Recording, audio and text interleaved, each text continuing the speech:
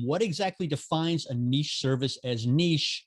And should we stop using that word niche? Aaliyah, you want to kick that off? Yeah, sure. I mean, from its most basic of definitions, right? It is simply a specialized segment that you're targeting within your streaming service. And I can appreciate the hesitation around not wanting to use the term niche, but I think it's also really important to understand when you are specialized, right? When you're focusing on a very specific audience, when what you've created, and I can speak specifically for myself and for Reverie, we have created an audience that is queer first. We are focusing specifically on a demographic or even segment, which is where we like to refer to the LGBTQ community. It's more of a segment than just a demographic. We are catering explicitly to this audience.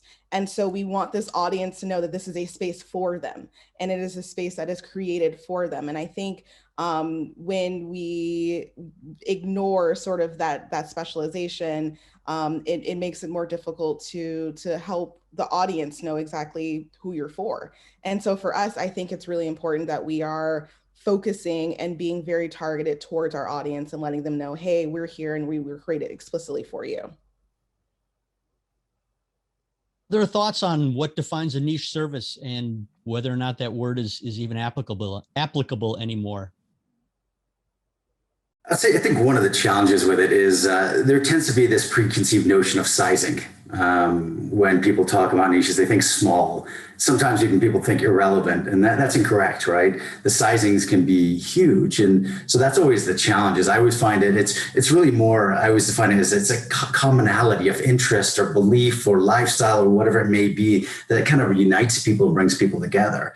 For us, like I always talk about Friendly TV, we've got a target market just because it's a large, when you start talking about it, it's very large and it's not, small. And so I know a lot of the services out there, they have large audiences as well. So it's one that you're always fighting, when I always hear that term, I'm always like, well, we're not small. We might be a small company trying to grow big, but our audience is not small. And, it's very widely representative across the country. And, I think that's similar with a lot of services out there.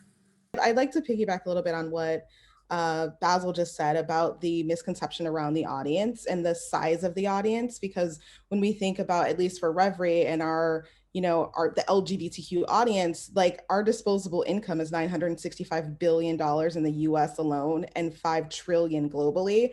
And so even though it's a niche, quote unquote niche audience, this actual size of that audience, and particularly even, when they think about Carl and advertising, the advertisers want to get to this audience. And so to be able to have a niche, quote unquote, platform where we're specifically talking to that audience, it's great for the audience and it's also great for the advertisers because they know they can hit the demos that they're trying to reach.